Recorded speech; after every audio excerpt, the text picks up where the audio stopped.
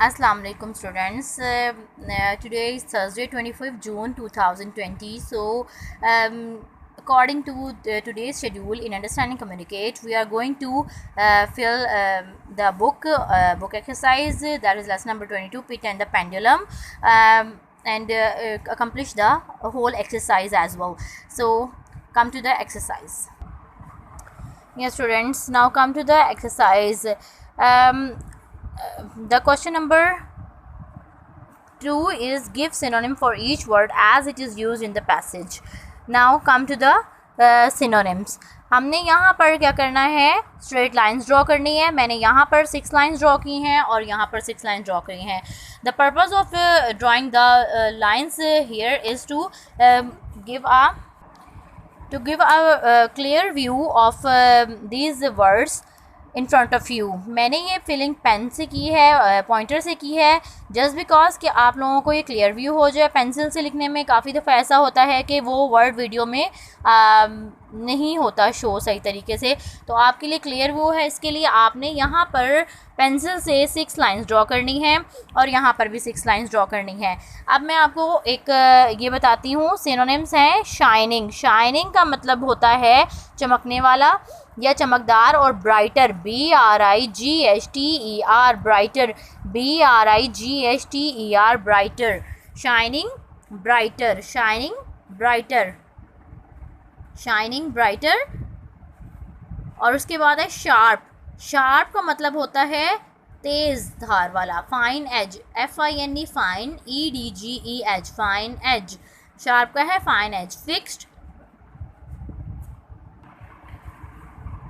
Fixed का है Tide, TIED Tide. Fix का है tide. Simply only, ONLY only, simply only, simply only. Suffering pain. Suffering का मतलब होता है तकलीफ़ देना या बहुत ज़्यादा पेनफुल जो टॉर्चर होता है, सफरिंग, तो pain. Noticed examined, EXAMINED examine. Notice का मतलब होता है किसी चीज़ पे फोकस करना, तवज्जो देना या उसको ज़ेरो वर्ड लाना, और एग्जामिन का मतलब होता है मुआयना करना. ठीक है, नोटिस्ड एग्जामिन्ड. इसके बाद हमारे पास आ जाते हैं ये वाले सेकेंड लाइन आ जाती है हमारे पास स्मेल. स्मेल, स्मेल का होता है order, ODOUR order. Smell order, ODOUR. Smell का मतलब होता है वो कोई किसी भी टाइप. ऑर्डर का मतलब होता है कोई बुरी स्मेल, जो भी अनवांटेड स्मेल हो, जो हमें हमारे टेस्ट के अकॉर्डिंग ना हो, वो स्मेल ऑर्डर कहलाती है. ODOUR order. उसके बाद है काम, CALM काम. काम मीन पुरसकून. Peaceful, PEACEFUL peaceful. काम पीसफुल, PEACEFUL पीसफुल. उसके बाद है ज्वेल. मैं आपको यहाँ से बता देती हूँ, ये क्लियर मैं आपको व्यू दिखाना चाहती हूँ ताकि आपकी फिलिंग इजीली हो जाए. इनकी जो ये नंबरिंग है वो प्लीज़ सीक्वेंस के हिसाब से दीजिएगा ताकि आपको पता लग सके कि किस वर्ड का कौन सा सिनोनिम है. उसके बाद है ज्वेल. ज्वेल का मतलब होता है जौहर, और जेम का मतलब भी होता है GEM जेम. जेम का मतलब भी जौहर होता है. उसके बाद है इस्केप्ड. Escape, ESCAPED. इस्केप का मतलब होता है बच गया, बच निकला. फ्लड भी सेम मीनिंग्स में आता है. उसके बाद है ऑर्डिनरी. ऑर्डिनरी होता है आम, कोई आम सी चीज़ होती है. ऑर्डिनरी, कॉमन, वो भी आम. कॉमन भी आम के मीनिंग्स में आता है. वायलेंटली, वायलेंटली होता है पुरतशद्दुद, बहुत ज़्यादा शदीद तरीके से. फ्यूरियसली इसका मीनिंग्स भी हो सकता है. स्वेयरली, SEVERELY स्वेयरली. इसके अलावा इसके दूसरे meaning FURIOUS furious, LY furiously भी हो सकते हैं.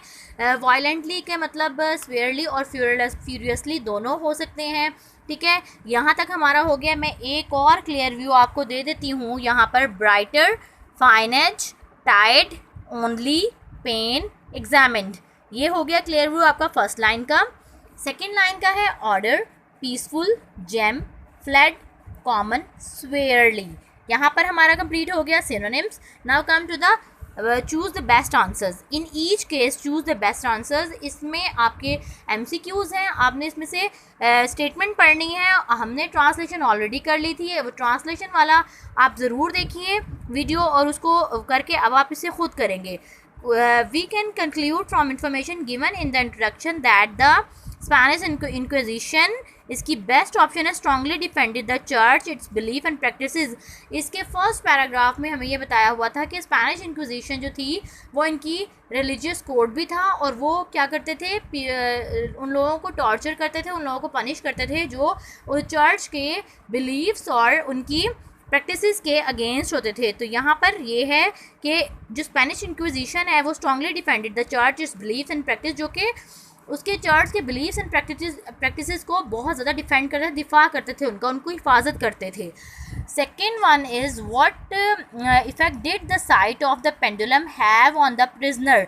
क्या था कि क्या उसकी जो पेंडुलम का जो नज़ारा था उसने प्रिजनर के ऊपर क्या असर किया, उसने क्या किया, इट पजल्ड हिम, उसने उसको कंफ्यूज कर दिया था, उसको घबरा दिया था, वो घबरा गया था। ठीक है।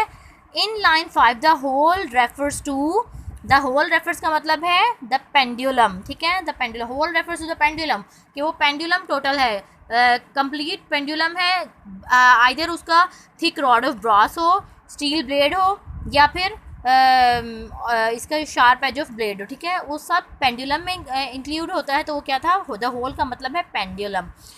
Now come to the other one, the expression human devils suggest that the members of the Spanish Inquisition, के इस स्टेटमेंट में उन्होंने कहा है कि जो ह्यूमन डेविल्स की एक टर्म यूज़ हुई है वो क्या है, were persons who behave very cruelly. Human devils का मतलब यही है ना कि वो ऐसे लोग जो डेविल्स की तरह बिल्कुल बिहेव करते हैं, तो ये क्या होगा कि वो बहुत क्रूअली बिहेव करते हैं, तो इसका ये होगा। Which statement about the punishment of the Spanish inquisition is false. Spanish inquisition की कौन सी स्टेटमेंट्स है जो फॉल्स है। दे वर समटाइम्स माइल्ड, क्या था, ये माइल्ड हो जाते हैं, तो ये गलत बात है, वो नरम सज़ा नहीं थी, माइल्ड वो नहीं होते थे। In what sense does the writer use the word milder in line 11। जो माइल्डर की एक टर्म यूज़ हुई थी नर्म, मैंने आपको बताया था ट्रांसलेशन में कि माइल्ड का मतलब होता है नर्म, लेकिन यहाँ पर कम शिद्दत की आएगा क्योंकि हम with respect to the punishment we are talking about the word milder, तो वहाँ पर आएगा हमारे पास कम शिद्दत की। जब हम कम शिद्दत की यूज़ कर रहे हैं तो यहाँ पर उन्होंने बताया, स्टेटमेंट में पूछा है कि राइटर के लिए, राइटर ने ये किस सेंस में यूज़ किया है। The C option is he uses the word to suggest that the punishment was actually more severe. क्या था कि उसने ये कहा है कि जो पनिशमेंट थी जो उसे दी गई थी वो काफ़ी शदीद थी, मतलब काफ़ी शदीद थी, इसलिए उसने ये यूज़ किया माइल्डर। तो इसके बाद आता है the pendulum had the unusual characteristics of, कि इसके अनयूजुअल कैरेक्टरिस्टिक्स क्या होते हैं, falling slowly with each swing. क्या है उसका अनयूजुअल कैरेक्टरिस्टिक, क्या है, उसने क्या कहा था, राइटर जो पनिशमेंट जिसको मिल रही थी, राइटर ने आपको क्या बोला था कि मतलब वो जब पेंडुलम मारा था तो इतना स्लो मूव कर रहा था और इतना स्लोली आता था कि उसके आने पे ही जान निकल जाती थी। तो वो इतना पेनफुल वो मेंटल टॉर्चर था कि उसने कहा कि मेरा दिल कर रहा था कि बस अब मुझे मौत आ ही जाए, आई कुड डाई सूनर। ठीक है, तो इसके बाद क्या, falling slowly with each swing, तो हर उसके साथ वो आहिस्ता आहिस्ता नीचे आता था। What evidence is there in the third paragraph to show that the prisoner was losing his mind? कि क्या एविडेंस है, क्या गवाही है कि पैराग्राफ में कि प्रिजनर जो है, वो कैदी जिसको सज़ा मिल रही थी, वो अपने हवास खो रहा था। He lay smiling calmly at the pendulum, और जब पेंडुलम उसके पास आता था तो वो बहुत ही पुरसकून अंदाज में मुस्कुरा रहा था। इससे साबित होता है कि वो अपने हवास खो बैठा था, कि उसको दर्द की शिद्दत का एहसास नहीं था, उसको समझ ही नहीं आ रही थी वो क्या करे। Now come to the other one, long suffering had nearly killed all my ordinary powers of mind, कि मतलब इतने लंबे जो तकलीफ़ थी उसने क्या किया था, मेरी तमाम हवास जो थे, मेरी तमाम दिमाग की तमाम कुव्वतों को जो था ना मार दिया था, तकरीबन मार दिया था। This is shown when the prisoner began to hope although his situation was hopeless, कि मतलब इसकी सारी सलाहियतों को मार दिया था। तो उसने क्या किया कि ये क्या शो करता है कि जब प्रिजनर जो था ना बिगिन टू होप, और वो फिर भी उसको एक उम्मीद थी, वो उम्मीद लगाना शुरू हो गया था, हालांकि जो सिचुएशन, जो हालात थे वो बिल्कुल ही मायूस कुन थे।